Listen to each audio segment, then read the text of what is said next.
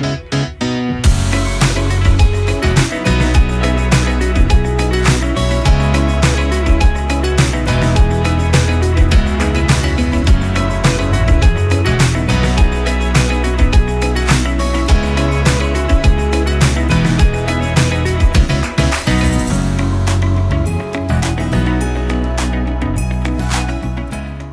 everyone, and welcome to C3 The Bookets Church online service. It's great to have you with us. It's our prayer that you would experience God's love as you watch the service today, and that you will feel strengthened in your faith and grow deeper in your relationship with Jesus. Let us pray as we begin. Oh, Heavenly Father, we just thank you for this day. We thank you for our yesterdays and we thank you for our tomorrows. It's my prayer, Lord, that each person watching and listening today will have ears to hear and their hearts will be open to receive from you. Thank you, Jesus, that you care for us. In your name, amen.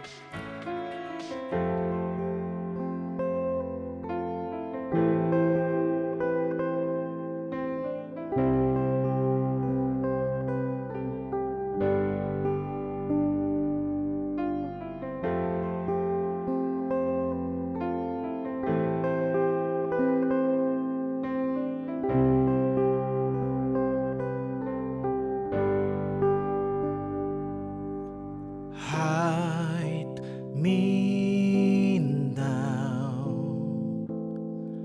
under your wings.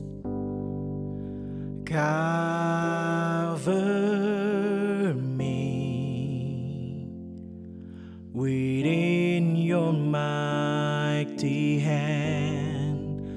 When the oceans rise and thunders roar, I will soar with you above the storm. Father, you are king over the flood. I will be still, know you are God.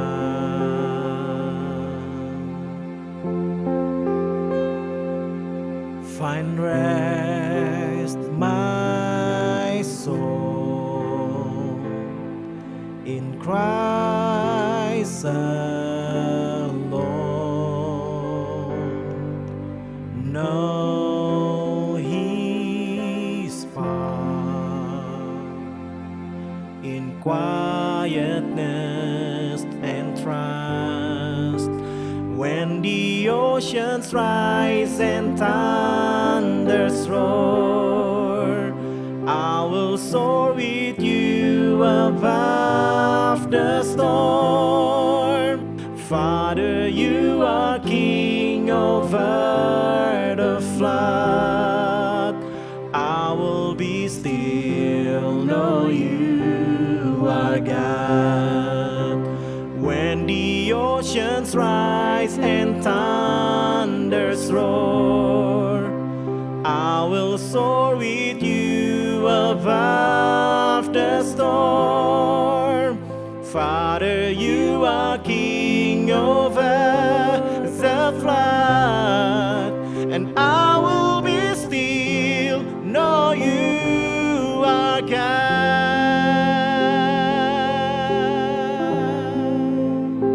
I will be still,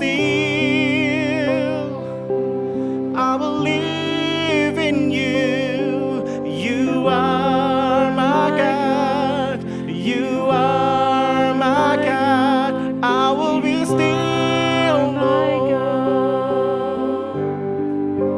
I believe in you. I believe in you, God.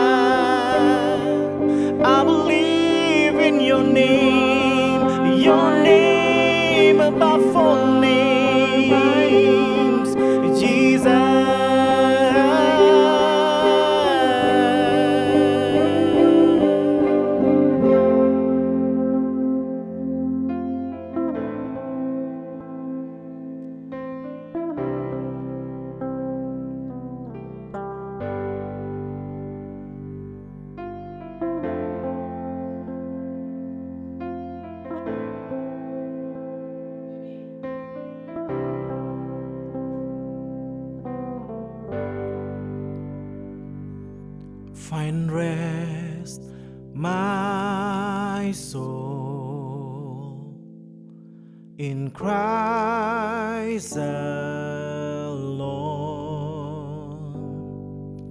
Now He's far in quietness and trust.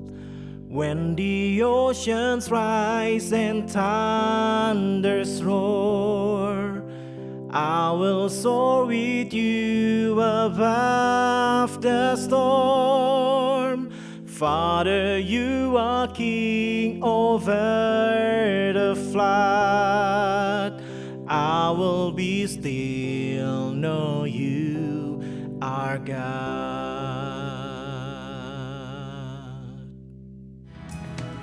Let's prepare our hearts as we hear the message from the Word of God today. So we began our series with the story of Abraham. Kita memulai seri ini dari kisah Abraham. Thank you, Joseph. There's some pictures today, just so you can get a little picture. There's Abraham. So he is known as the father of many nations. Dikatakan bahwa Abraham itu bapa segala bangsa. And God gave him a promise. Dan Tuhan memberikan janji kepada dia. Oh, and what was that promise? Apakah janjinya itu? Does anyone remember? Apakah ada yang masih mengingat?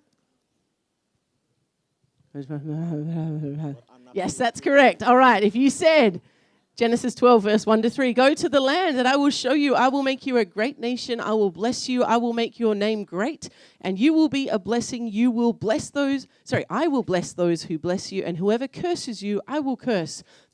Through you, every family on earth will be blessed. Ya, berfirman Tuhan kepada Abraham, pergilah dari negerimu dan dari sanak saudaramu dan dari rumah bapamu ini ke negeri yang akan kutunjukkan kepadamu. Aku akan membuat engkau menjadi bangsa yang besar dan memberkati engkau serta membuat namamu masyhur dan engkau akan menjadi berkat. Aku akan memberkati orang-orang yang memberkati engkau dan mengutuk orang-orang yang mengutuk engkau. Dan olehmu semua kaum di muka bumi akan mendapat berkat. So we got that? We remembered? Yep. Jadi masih Word ingat for ya word. kita mendapatkan janji tersebut. Oh, good. So that's the promise that God gave to Abraham. Jadi itu adalah janji yang Tuhan berikan kepada Abraham. Now, this promise was passed on from Abraham to his son. Nah, jadi berikutnya adalah Joseph. Who is it? Let's see if people can guess. Who Baik. is Abraham's son that got the promise? Jadi janji ini berlanjut kepada anaknya Abraham. Siapa nama anaknya Abraham? Isaac. Good job. Ishak ya. Ishak. Ishak. Ishak. Yes. All right. So Isaac was the son that promise was passed on to. Jadi Ishak adalah anak perjanjian yang diberikan kepada Abraham, yang dimana janji daripada Tuhan kepada Abraham itu turun kepada Ishak. All right. Don't put the slide up yet, Joseph. But who did Isaac pass on this promise to? Nah, janjinya tersebut mengalir kepada siapa setelah Ishak? Jacob. Gold stars for you guys. Well done. Si Yakub ya. Jacob. Yakub. Using just a little bit of trickery and deception. Ya, menggunakan sedikit ada tricky ya. Yeah, very, very tricky. Yeah. Jacob. He's a tricky guy. Tricky guy, sedikit ada menipu. So, now, this is where we are today in the story. Nah, sekarang kita akan berada di dalam kisah yang berikutnya. And so this promise is now passed on to Jacob's 12 sons. Jadi setelah dari Yakub, bahwa janji ini pun mengalir kepada You can show 12 them. anak daripada Yakub. Cool. What a cool crew. Look really strong. Really, Semuanya berewokan ya. really manly. I didn't draw that. If I had drawn that, it would probably be lucky to look like people. They were quite Coba rough. mana yang Ruben lo? Ayo mana Ruben? Rough. Oke. And so these 12 sons, they're known as the tribes of Israel. Jadi 12 ini adalah anak-anak daripada Israel atau Yakub. And so each one of these men had a tribe underneath them. A tribe, like a... Suku. Ya, jadi 12 anak ini akhirnya menjadi suku Israel. And so a few of the all of their names are mentioned in the scriptures. Jadi semua nama-nama mereka itu disebutkan di dalam Alkitab. But the Bible highlights one particular son. Tapi di Alkitab ada memberikan satu highlight pada satu orang. And that's who we're looking at today. Dan hari ini kita akan melihat kepada siapakah itu. And that is Joseph. Yaitu Joseph yang ada di belakang. Hey. Ya. They look Okay. pretty similar. Sama masih muda ya. How Mirip long's ya? Joseph's hair now? It looks similar. Similar, yeah. Yeah. Without hat ya. Yeah, actually, look, that is uncanny. That is uncanny. Joseph yang gambar. All right, so you can get your phone again, Oke, sekarang boleh ambil lagi handphonenya. Bukan lihat sosial media. and you can scan this for Boleh our silakan profile di-scan card. QR code-nya untuk bisa mendapatkan handout ya, lembaran daripada apa yang kita pelajari hari ini. Oh, good. Jeffrey, can you please get Fraser to send this card? He's just in the kids' room there. Thank you. Awesome. All right, so we're going to flow through this character card today, and we're going to be talking about the story of Joseph. Jadi kita akan melanjutkan untuk bisa melihat kepada card yang tadi sudah kita lihat di depan. All right, and we've got one more link before we get right into it. Ada satu link lagi sebelum kita melanjutkan. The purpose of this series is for us to discover more and more about the Bible. Jadi tujuan daripada seri ini adalah supaya kita semakin mengetahui lebih dalam lagi tentang Alkitab. And to read the Bible for ourselves. Dan untuk membaca Alkitab buat diri kita sendiri. And so we have a devotion that we're going to be doing as a church this coming week connected to the story of Joseph. Jadi kita punya renungan harian yang akan kita lakukan dalam kebersamaan sebagai gereja dalam beberapa waktu ke depan. And so the link for this devotion will be sent soon, if not sometime today. But otherwise, you can scan this and join in the Bible devotion together. Ya, jadi bagi Anda yang nomor teleponnya sudah tertera di gereja, nanti dalam hari ini atau mungkin besok akan dikirimkan linknya. Tapi bagi Anda yang mau langsung bisa scan QR-nya untuk bisa join di dalam renungan harian gereja kita. So we are covering a lot of territory, a lot of scriptures in a short space of time. And so the devotion gives us the opportunity to be able to just spend some more time in the story. Ya, jadi dalam beberapa waktu ke depan kita akan mempelajari cukup banyak hal-hal tokoh-tokoh daripada Alkitab, khususnya dalam beberapa waktu ini dalam Perjanjian Lama, dan renungan harian ini membantu kita untuk bisa mengingat setiap hari tentang poin daripada apa yang kita pelajari. And so I encourage you to join in with the devotion, or you can find another devotion on Joseph, and let's be reading about this story during the week. Jadi kita mengencourage untuk Anda semua bisa join, bisa bergabung dengan renungan harian kita. Alrighty, so we see that Joseph was born into a family of 10 brothers at the time. It became 11 because Benjamin was younger than him. Ya, jadi Yusuf ini lahir menjadi bagian daripada anak ke-11 daripada 10 bersaudara pada waktu itu karena Benyamin belum lahir. And Joseph was the son of Jacob and Rachel. Dan si Yusuf ini adalah anak daripada Yakub dan Rahel. We didn't think about calling our son Joseph, did we? No, because I already know a Joseph. It's already He's too good. too famous. Too famous. Yeah. Can't compete with our original Joseph. But so Rachel was, as we talked about last week, Jacob's first love, sweetie, honey bunny, babe, sayang, ku. Ya, jadi Rahel ini adalah cinta pertama daripada si Yakub, ya, yang paling menarik, menawan hati, yang paling cantik dan lain sebagainya. That's right. And so even though Jacob had already had other sons to his other wife, Leah, who had the weak eyes. Remember we talked about this? She has the weak eyes. And some concubines. It's a complicated story, okay? We don't have time to talk about it. If you want to read it for yourself, you're welcome to do that. Anyway, Jacob had already had many sons, but this particular son was very precious to him because it was the firstborn son of his first love, Rachel.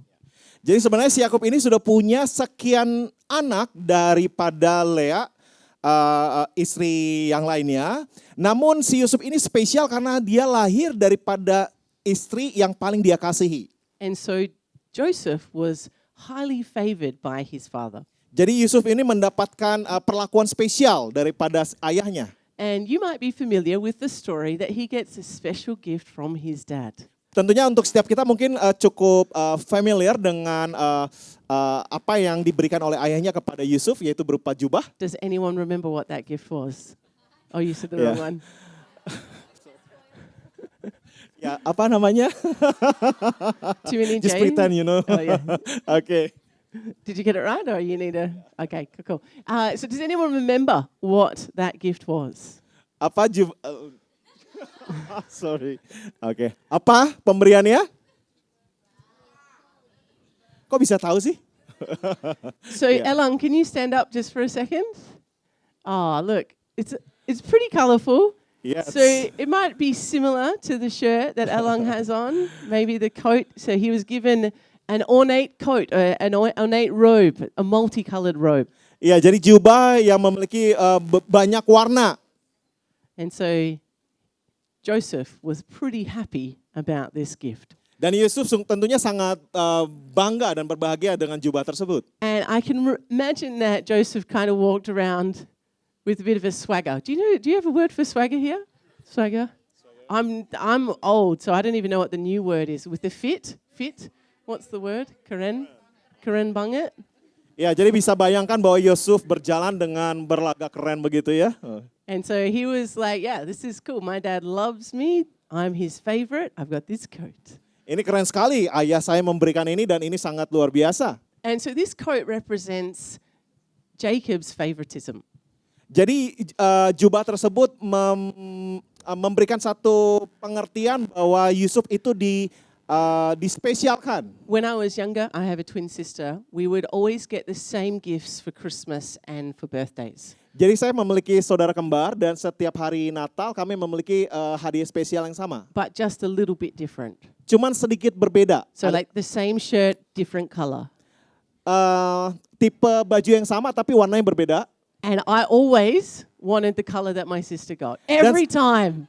It was like, I wanted that color, and we would like fight about who got which shirt, and it wasn't good. Oke. Yeah. Oke. Jadi setiap kali kalau misalnya dikasih hadiah, Pastor Rachel selalu pengen warna yang dimiliki oleh kembarannya. Entah kenapa, pokoknya selalu ribut aja. Ini untuk saya. And there was this particular pair of boots. Usually mum got us pretty much the same shoes because it was like hard to get a different color, but she got two different style boots that were both brown. And I remember being very jealous that my sister had that style and I had the other style. Iya, jadi saya masih ingat waktu itu orang tua saya memberikan saya sepatu dan saudara kembaran saya itu memiliki tipe sepatu yang saya sukai dan saya sangat cemburu waktu itu. And so Joseph's coat, it made his brothers very jealous. Jadi jubah yang dimiliki oleh Yusuf membuat saudara-saudaranya cemburu. And to make matters worse, Joseph has some dreams. Dan ada hal yang membuat semakin buruk, semakin memperkeruh suasana, yaitu di mana Yusuf memiliki mimpi. Let's have a look at what those dreams were. In Genesis 37 verses 5 to 11. Joseph had a dream, and when he told it to his brothers, they hated him all the more. Good work, Joseph. He said to them, listen to this dream I had. We were binding sheaves of grain out in the field when suddenly my sheaf rose and stood upright while your sheaves gathered around mine and bowed down to it. His brothers said to him, do you intend to reign over us? Will you actually rule us? And they hated him all the more because of his dream and what he had said. Ya, jadi di dalam Kejadian 37 ayat 5-11, pada suatu kali bermimpilah Yusuf, lalu mimpinya itu diceritakannya kepada saudara-saudaranya. Sebab itulah mereka lebih benci lagi kepadanya. Karena katanya kepada mereka, coba dengarkan mimpi yang kumimpikan ini. Tampak kita sedang di ladang mengikat berkas-berkas gandum, lalu bangkitlah berkasku dan tegak berdiri. Kemudian datanglah berkas-berkas kamu sekalian mengelilingi dan sujud menyembah kepada berkasku itu. Lalu saudara-saudaranya berkata kepadanya, apakah engkau ingin menjadi raja atas kami? Apakah engkau ingin berkuasa atas kami? Jadi makin bencilah mereka kepadanya karena mimpinya dan karena perkataannya itu. Then Joseph had another dream and he told it to his brothers. Listen, he said, I had another dream, and this time the sun and the moon and 11 stars were bowing down to me. When he told his father as well as his brothers, his father rebuked him and said, what is this dream you had? Will your mother and I and your brothers actually come and bow down to the ground before you? And his brothers were jealous of him, but his father kept the matter in mind. Ayat 9, lalu ia memimpikan pula mimpi yang lain yang diceritakannya kepada saudara-saudaranya. Katanya, aku bermimpi pula, tampak matahari, bulan, dan 11 bintang sujud menyembah kepadaku. Setelah hal ini diceritakannya kepada ayah dan saudara-saudaranya, maka ia ditegur oleh ayahnya, mimpi apa mimpimu itu? Masakan aku dan ibumu serta saudara-saudaramu sujud menyembah kepadamu sampai ke tanah? Maka iri hatilah saudara-saudaranya kepadanya, tetapi ayahnya menyimpan hal itu dalam hatinya. And so we can see these dreams, they caused a little bit of controversy with his family. Ya, jadi mimpi ini membuat satu kontroversi di tengah-tengah keluarga mereka. Because basically they were saying that Joseph was one day going to rule over his parents and his brothers. Karena artinya adalah bahwa Yusuf satu waktu nanti akan membawa pengaruh buat keluarganya. And sharing these dreams with his brothers actually pushed his brothers into a really deep jealousy for Joseph. Jadi dengan menceritakan mimpinya ini kepada saudara-saudaranya, membuat saudara-saudaranya semakin cemburu. And so one day, Jacob, his father, sends Joseph to go and check on his brothers who are working in a field. Jadi suatu ketika ayahnya yaitu Yakub menyuruh Yusuf untuk pergi ke ladang untuk memantau saudara-saudaranya. And so these brothers have such a sense of jealousy that they're actually wanting to kill Joseph. Jadi saudara-saudara ini karena memiliki rasa cemburu dan iri, mereka berencana untuk membunuh Yusuf. So I really wanted my sister's shoes, but I definitely didn't want to kill her for them. So this was a really, like you're talking a really deep level of jealousy here. Jadi Pastor sekalipun dia pengen warna yang dimiliki oleh saudara kembarnya, tapi tidak mungkin dia ingin membunuh saudara kembarnya. Tapi ini apa yang terjadi dengan saudara-saudara Yusuf ini, iri hati dan cemburu yang sangat dalam sehingga akhirnya ingin melakukan perbuatan jahat. And so when we read stories like this, we can read one sentence and not really truly connect with the meaning of what it's saying. We can read a sentence like this in the Bible, but not really truly connect with what the meaning is. Ya, jadi terkadang kita membaca satu kalimat tentang hal seperti kayak gini di dalam Alkitab, tapi belum tentu itu makna yang sesungguhnya. You can picture what would it have been like for Joseph and his brothers? What would have it been like for Joseph and his brothers? Kira-kira apa yang akan terjadi yang dilakukan oleh saudara-saudaranya kepada Yusuf? It would have felt tense in the house. Ada hal yang percecokan. And there would have been a lot of anger, frustration just simmering on the surface. Under the surface. Ya, ada amarah dan juga kekesalan yang terlihat. I think they probably would have used silent treatment with Joseph, like not talk to him most of the time. Dan juga mungkin saudara-saudaranya cenderung berdiam, nggak mau menjawab Yusuf. And so you think like this would have been a time and a season where it would have been like this in the family home. Jadi ada satu musim di mana di keluarga mungkin seperti ini kondisinya. And so it gets to a point where the brothers actually want to kill Joseph. Jadi satu kondisi di mana saudara kandung sendiri ingin membunuh saudaranya sendiri. And so Joseph goes and sees his brothers. Jadi Yusuf datang untuk bisa melihat saudara-saudaranya. And they have in mind to kill him. So they throw him in a cistern, like a big deep hole. Jadi mereka berencana untuk membunuhnya. Jadi mereka membuat satu sumur. And then one of his brothers, I think it was Reuben, comes to his senses and says, "Oh, let's not kill him. Why don't we just sell him off as a slave?" Jadi saudara ini ada Reuben, dia berpikir jangan membunuh. Lebih baik kita taruh dia di dalam sumur tersebut. And so at 17 years of age, Joseph is sold as a slave. 17 years. Yeah. Ya, jadi ketika di usia 17 tahun ternyata si Yusuf ini dijual to some Ishmaelite traders. Kepada suku Ismail, pedagang dari Mesir. And the brothers, they're tricky as well. They cover up what they've done and they pretend like their brother has been eaten by a wild animal. Jadi saudara-saudaranya Yusuf ini mencoba menutup perbuatan jahat mereka, yaitu karena mereka sudah menjual, tapi mereka menutup perbuatan mereka dengan membuat satu isu bahwa Yusuf itu meninggal, diterkam oleh binatang buas. Taking his multicolored coat and ripping it and pouring blood onto it to make it look like he'd been eaten by an animal. Jadi jubah Yusuf tersebut dicabik-cabik kemudian ditaruh darah untuk bisa memberikan satu kesan bahwa Yusuf sudah tercabik-cabik oleh binatang buas. And so Jacob finds out about his son and he is heartbroken. Dan ketika Yakub melihat jubah tersebut, dia sungguh hancur hati. And he grieves for the certain amount of time that they usually grieve for, but then also continues on grieving for his son. He's so deeply impacted by the loss. Jadi dia sangat berkabung dalam beberapa waktu, tapi ini lebih lama lagi karena dia sangat bersedih terhadap Yusuf. And so let's pause for a moment in the story. Mari kita coba hening sejenak. The story starts with favor, blessing onto Joseph from Jacob, his dad.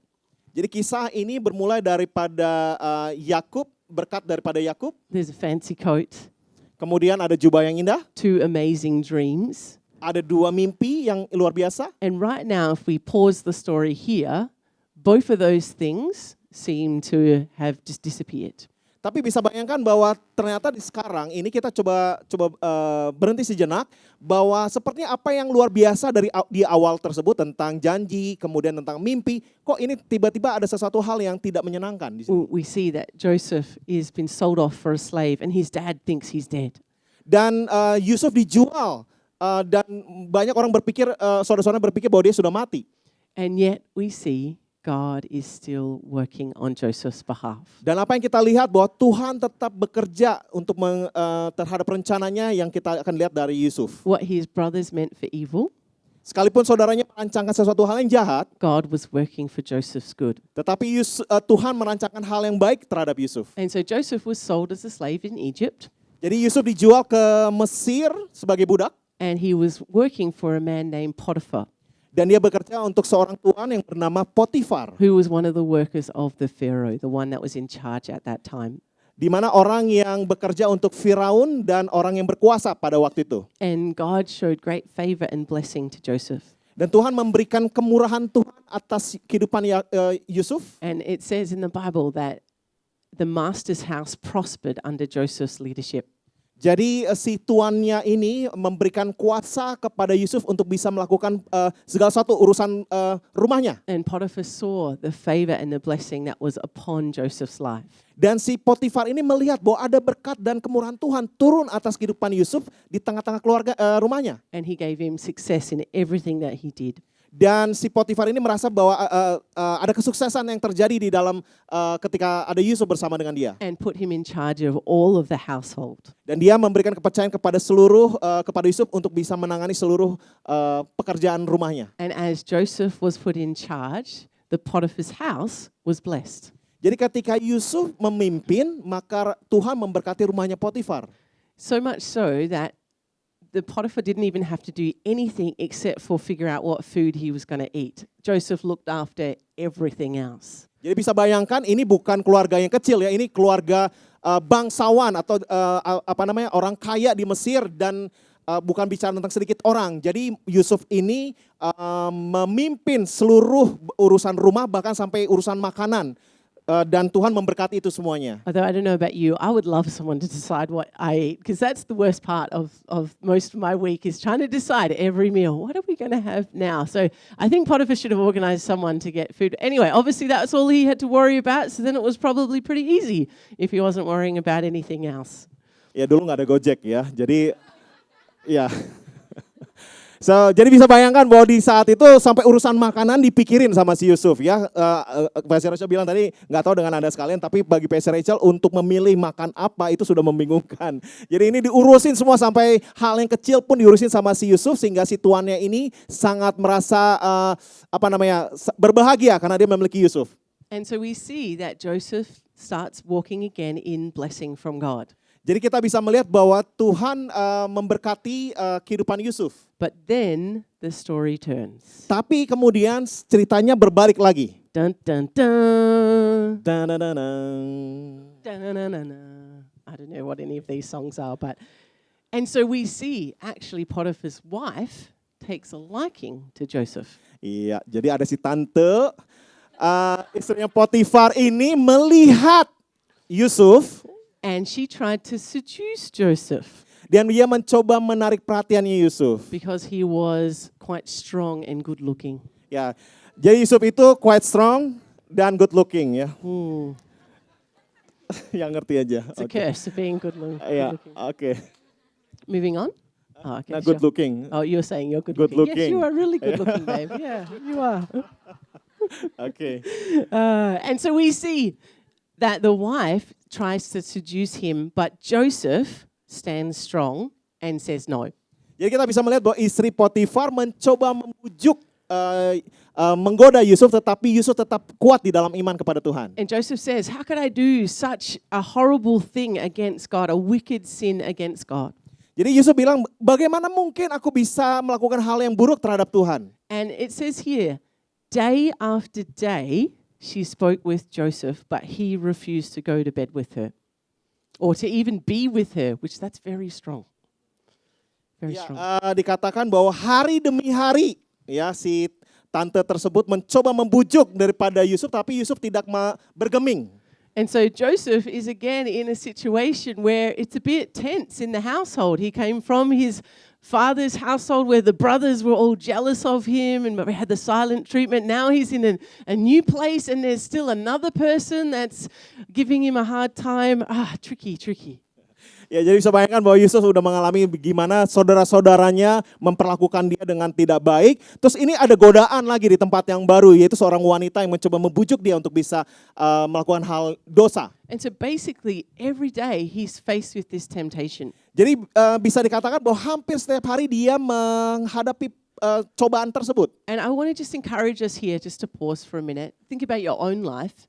Maybe there are some temptations that you're facing on a day-to-day basis. Jadi kalau kita bisa coba lihat kepada diri kita, mungkin ada hal-hal yang kita diperhadapkan setiap hari itu dengan hal-hal yang bisa menggoda kita. And I know that even the sexual temptation is so rampant right now with entertainment, media. You can access not so great photos very quickly. And so that temptation is there. It's the same now as it was back then. Ya, godaan seksual itu kita bisa lihat dalam kehidupan sehari-hari, baik itu dari sosial media, dan lain sebagainya. Tapi nggak cuma terjadi saat ini, di saat itu pun bisa terjadi. Let Joseph be an example, especially for you young men, that actually you can stand against that temptation and run from it and flee from its influence over your life. Ya, khususnya untuk setiap orang kita yang masih muda, yang laki-laki, enggak cuma yang muda ya. Yang laki-laki kita bisa mengatakan tidak pada pencobaan tersebut. And so we see that Joseph stands strong. Karena dia memilih untuk bisa tetap teguh di dalam iman. And he doesn't give in to the temptation. Dan dia tidak membiarkan masuk di dalam pencobaan. And then the story turns again. Dan sekarang kemudian ceritanya berbalik lagi. And we see that Joseph is wrongfully accused of trying to rape Potiphar's wife. Dan akhirnya si Yusuf dituduh untuk mencoba memperkosa daripada si tante tersebut. One day he was in the house and there was nobody else around. Jadi suatu hari ketika tidak ada orang di tempat itu, But Potiphar's wife was there. tetapi istri Potifar ada di situ. And she caught him by his cloak. Dia mencoba mengambil jubahnya si Yusuf. And she's like, come to bed with me. The Bible is not boring. Let me just say that. Ya, Alkitab benar mengatakannya, ayo mari tidur bersama denganku katanya. But he left the cloak in her hand and ran out of the house. Run out, right? Ran out. Ya, Just not went running. Oke. Jadi ngerti maksudnya ya? Jadi si Yusuf ini pergi keluar dan jubahnya tertinggal karena dia pengen lari. Nggak mau membiarkan godaan tersebut berlanjut, jadi dia pergi keluar, bukan pergi ke dalam. And so you notice here that Joseph loses his cloak again. Jadi si Yusuf, iya kasihan banget ya. Si Yusuf ini kehilangan lagi jubah nih, udah kedua kali nih berarti. So that's interesting, isn't it? He's Cukup menarik lost bukan? the cloak the first time, lost the cloak again. I wonder what that means. Iya, kehilangan jubah yang pertama, lalu ini kehilangan lagi. Anyway, he might have been cold. Hopefully it wasn't too hot. It was probably in the desert area, so maybe not so. But he leaves without the cloak, and he actually gets placed into prison by Potiphar himself because he was not happy about what his wife was accusing Joseph of doing. Ya, jadi ketika Yusuf pergi meninggalkan istri Potifar, ternyata jubahnya ini dijadikan satu bukti bahwa Yusuf mau melakukan perbuatan yang senonoh kepada istri Potifar, sehingga akhirnya Yusuf dijatuhkan ke dalam penjara. And so we see, as the story goes on, Joseph becomes more and more imprisoned. Jadi kalau kita perhatikan bahwa Yusuf setelah semakin berlanjutnya cerita, semakin kita bisa melihat bahwa Yusuf berada terus di dalam penjara. He starts in Potiphar's house as a slave, so he's imprisoned in that he has to work for them, but he's still outside and a part of community and what's happening there. Then he moves into prison, which is literally he's in the prison walls. Ya, jadi sekalipun memang dia bekerja di rumahnya Potifar, tapi dia tetap di dalam satu situasi. Dia tetap budak, jadi tidak memiliki kebebasan Karena tetap dia harus bekerja dan tidak boleh harus menuruti apa yang tuannya lakukan. Nah ketika dia masuk di dalam penjara, ini lebih terbatas lagi. Jadi seakan-akan penjara yang sebelumnya itu pun penjara karena dia sebagai budak, tapi ini masuk ke dalam penjara yang lebih terbatas lagi. Sebagai budak namun di penjara.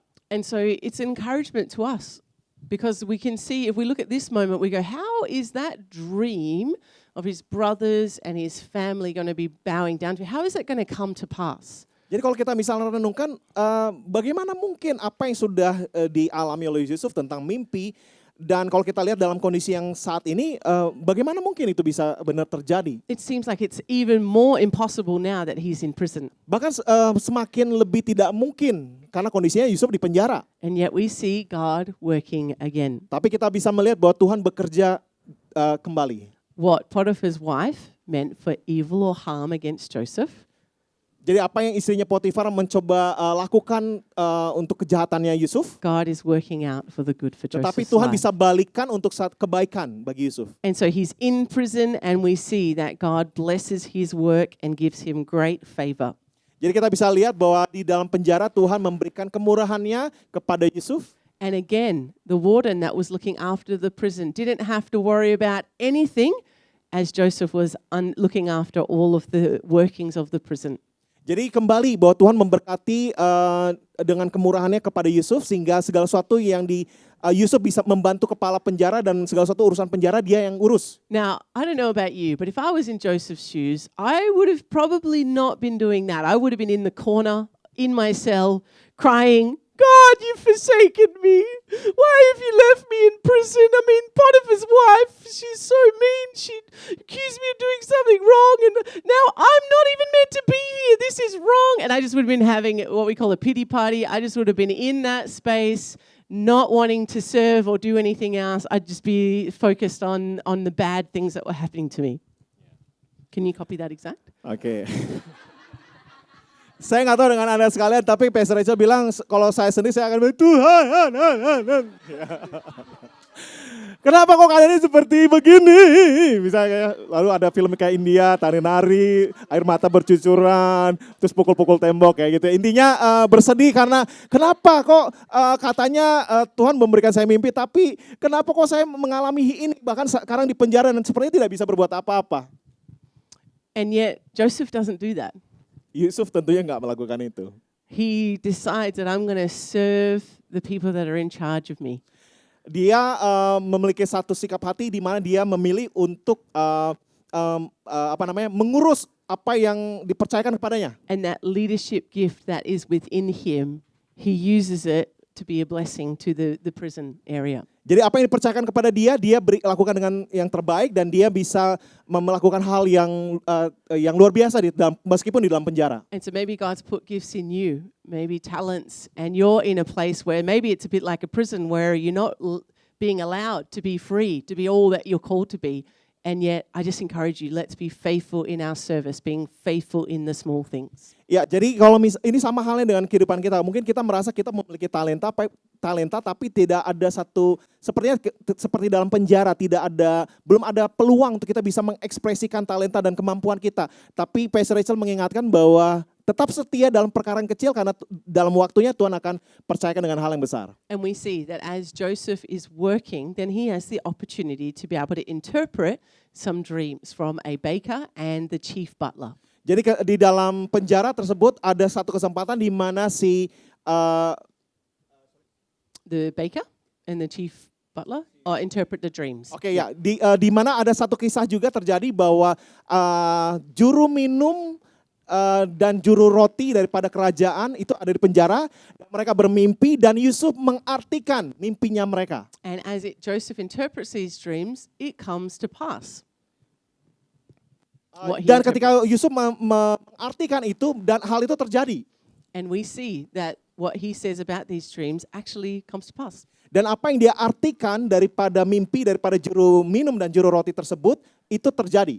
And the cupbearer who survived, he says, "Oh yeah, I will let you know. I will let someone know about your talent." The cupbearer, remember me, like Joseph's like remember me, what I've done. Ya.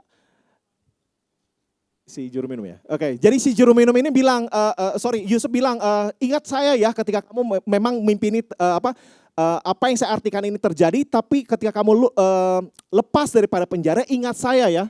But he forgets about him. Tetapi si juru minuman tersebut lupa. And it's another 2 years. Dan itu menunggu lagi, tetap di dalam penjara selama 2 tahun. And then the Pharaoh has a dream. Dan akhirnya Firaun memiliki satu mimpi. Now 2 years is a long time to wait. Jadi 2 tahun itu adalah waktu yang sungguh lama untuk menunggu. This is many years beyond when he was first given his own dreams.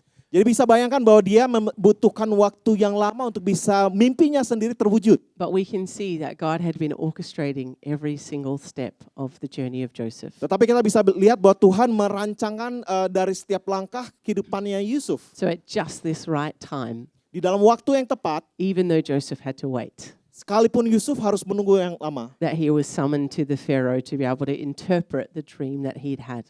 Yes, that's wonderful. So dia akhirnya sampai kepada Firaun dan orang yang paling berkuasa di Mesir, dan dia sampai di dalam waktu di mana dia akan mengartikan mimpi daripada Firaun. And when Pharaoh asks him, "Can you interpret my dream?" This is Joseph's response. Dan si Firaun bilang sama si Yusuf, bisa nggak kamu mengartikan mimpi saya? Genesis 44 verse 16. I cannot do it, Joseph replied to Pharaoh, but God will give Pharaoh the answer he desires. 41. 16, yeah, this one. Oke, jadi si Yusuf menjawab, bukan. Yusuf menyahut Fir'aun, bukan sekali-kali aku melainkan Ya, Allah bukan juga yang akan Don't worry, babe, I'll do it. I've got it. No, it's just. Yusuf menyahut Firaun, bukan sekali-kali aku, melainkan Allah juga yang akan memberitakan kesejahteraan kepada tuanku Firaun. And so basically the dream meant that there was going to be 7 years of abundance and then there were going to be 7 years of famine ahead. Jadi ada mimpi tersebut, yaitu dia memiliki arti ada 7 tahun masa kelaparan dan 7 tahun masa kelimpahan. And what I love about Joseph, he's in the leadership mindset. Jadi kita bisa lihat bahwa Yusuf memiliki satu mental dan sikap dan pemikiran seorang pemimpin. He not only interprets the dream, Dia nggak cuman hanya mengartikan mimpi, but he gives him guidance as to how to solve this problem that was going to be ahead. jadi dia juga memberikan masukan atau ide untuk bagaimana untuk bisa menangani tersebut. And so that he suggests, why don't you store up food over these 7 years of abundance and then you can use that in the 7 years of famine. Jadi dia memberikan pendapat bagaimana untuk bisa melakukan hal yang terbaik di masa kelimpahan dan bisa siap untuk masa kelaparan di kemudian harinya. And Pharaoh says this about him, can we find anyone like this man, one in whom is the Spirit of God? So this is Pharaoh who doesn't believe in God. He himself is a God. He thinks he is a God. So then Pharaoh said to Joseph, since God has made all this known to you, there is no one so discerning and wise as you. You shall be put in charge of my palace, and all my people are to submit to you and your orders. Only with respect to the throne will I be greater than you. Lalu berkatalah Firaun kepada para pegawainya, mungkinkah kita mendapat orang seperti ini, seperti yang penuh dengan roh Allah? Kata Firaun kepada Yusuf, oleh karena Allah telah memberitahukan semuanya ini kepadamu, tidaklah ada orang yang demikian berakal budi dan bijaksana seperti engkau. Engkaulah menjadi kuasa atas istanaku, dan kepada perintahmu seluruh rakyatku akan taat. Hanya tahta inilah kelebihanku daripadamu.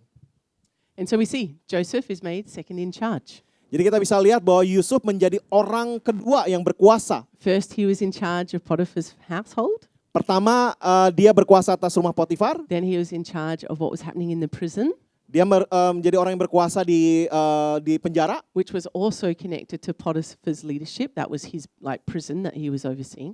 Jadi pengalaman yang dia lakukan di penjara juga berdasarkan pengalaman ketika dia di rumah Potifar. And now, finally, Joseph oversees all of Potiphar's kingdom. Dan sekarang Pharaoh's kingdom. Too many names. Pharaoh, very similar to Potiphar. Yes. Dan akhirnya berlanjut kepada dia menguasai, memimpin seluruh tanah Mesir. And so it's good. Again, encouragement. If you want to do leadership, often God will start you with the small, and then lead you into the bigger things. Jadi sama halnya dengan dipercayakan tentang kepemimpinan dalam kehidupan kita, Tuhan percayakan dengan hal yang kecil sehingga akhirnya siap di dalam waktunya Tuhan untuk kita dipercayakan kepada hal yang besar. And we see God's favor and blessing continue over Joseph's life. Dan kita bisa lihat bahwa kemurahan dan kuasa Tuhan bekerja lebih lanjut kepada kehidupannya Yusuf. And so then the famine starts. So they have their 7 years of abundance and they have the 7 years of famine. Jadi ada masa 7 tahun kelimpahan dan 7 tahun kelaparan. And in that famine time, Joseph's family comes to Egypt. Jadi di masa kelaparan tersebut, keluarga besarnya Yusuf datang ke Mesir. His brothers, the same brothers that sold him into slavery. Jadi saudara-saudara yang sama yang menjual dia untuk menjadi budak. I just can't imagine how Joseph felt seeing his brothers for the first time. Ya, susah untuk dibayangkan bagaimana perasaan Yusuf ketika melihat saudara-saudara yang sudah menjualnya menjadi budak. Now the brothers, they didn't recognize Joseph, but Joseph recognized them. Pada waktu itu saudara-saudaranya nggak mengenal Yusuf karena Yusufnya sudah semakin dewasa, begitu ya. And he uses some schemes and plots to try and test to see if they had actually changed over time. Dan si Yusuf mencoba membuat satu drama dan untuk bisa melihat bagaimana apakah saudaranya sudah mengalami perubahan dalam kehidupan. And we see that indeed the brothers, they had changed over time. Dan dia bisa lihat bahwa saudaranya berubah. And the moment that he reveals his true identity is such a powerful moment of forgiveness and redemption. Dan ada hal yang luar biasa tentang identitas daripada si Yusuf ini yang mengalami perubahan, yaitu dia memberikan pengampunan kepada saudaranya. And so I love this little segment here, and this is our key verse from today's passage of Scripture. It says here in Genesis 45, verse, I think it's 6. I've lost the numbers on mine. But God sent me ahead of you to preserve you as a remnant on earth and to save your lives by a great deliverance. And so it is not you who sent me here, but God. He made me father to Pharaoh, lord of his entire household and ruler over all Egypt. Maka Allah telah menyuruh aku mendahului kamu untuk menjamin kelanjutan keturunanmu di bumi ini dan untuk memelihara hidupmu sehingga sebagian besar daripadamu tertolong. Jadi bukanlah kamu yang menyuruh aku ke sini, tetapi Allah. Dialah yang menempatkan aku sebagai bapa bagi Firaun dan tuan atas seluruh istananya dan sebagai kuasa atas seluruh tanah Mesir. And so what the enemy had intended for evil, God used and turned it around for good. And Joseph recognizes that in his own journey. Jadi apa yang musuh coba lakukan untuk mendatangkan kecelakaan bagi kita, tapi Tuhan bisa balikan itu untuk menjadi satu kebaikan bagi kita. And so we see Joseph's family all moved to Egypt. They're saved from the famine. Jadi kita bisa bayangkan bahwa Tuhan mempersiapkan si Yusuf duluan datang ke Mesir untuk bisa menolong keluarganya yang ada di tanah Israel untuk bisa datang dan untuk bisa tertolong daripada kelaparan. And so basically, it's because of God working in his life, even in the hard moments, in the disappointing moments, that it led him to be at the right place at the right time to save his family. Jadi kita bisa lihat bahwa sekalipun dalam kondisi di mana ada kekecewaan, kepahitan, perasaan yang tidak menyenangkan terjadi, tapi Tuhan bisa lakukan sesuatu hal yang baik di dalam waktunya dan di dalam waktu yang tepat. God intended it for good to accomplish what has now been done, the saving of many lives. Jadi Tuhan melakukan hal yang tepat untuk bisa menyelamatkan banyak orang. And so, wow, what an amazing story Joseph's life is. Ya, sungguh suatu hal yang luar biasa daripada kisah Yusuf tersebut. And so on the back of the card that you have been sent to you or did the QR code, there's some questions that we like to answer each week. Di balik daripada kartu yang Anda sudah terima atau misal dalam QR code itu ada beberapa pertanyaan untuk kita bisa renungkan. And I'd love to leave those questions with you to be able to even answer while we're having time after the service, connecting with one another. Dan saya mau ajak untuk kita bisa merenungkannya dan mungkin ketika kita terkoneksi di dalam area di setelah ibadah. And so we want to talk about what did we learn about God's character and nature from Joseph's story. Jadi kita mungkin bisa berbincang kira-kira apa yang kamu dapat dari kisah dari Yusuf tersebut. What does Joseph's story reveal to us about Jesus? Apa yang kisah Yusuf sampaikan tentang Yesus? And how can we apply what we learned from his life to our own lives? Dan apa yang kita bisa terapkan dalam kehidupan kita sehari-hari. And so I encourage you, have those conversations after church today. Jadi saya mendorong Anda untuk bisa membuka perbincangan tentang apa yang kita pelajari pada hari ini. And take time to study these chapters during the week in the devotion time. Dan coba ambil waktu untuk bisa mempelajari dalam seminggu ke depan ini di dalam waktu renungan harian kita. As a church, we want to connect with you. If you want to know more about our church, you can click the connect link provided in the description box below. We want to help you and your journey of faith and your relationship with Jesus, and to answer any questions you may have about Christianity. You can click the next step link in the description box below this video. Fill out your contact details and then one of our team will contact you during the week. You can keep up to date with what's happening this week at our church by jumping on our social media pages on Facebook and Instagram at C3 The Bookit. Thank you so much for your generosity in giving to our church. If you would like to give your tithes or offerings today, you can give online using online banking. Should you want to give your Beyond offering early, remember to include a note that it is for Beyond. The bank details will be shown on the next slide.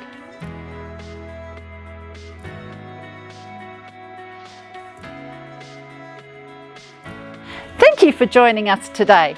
We hope that you enjoyed your time with us. See you next week for Church Online at 5 p.m. or at our in-person service at 10 a.m. God bless you and happy Sunday!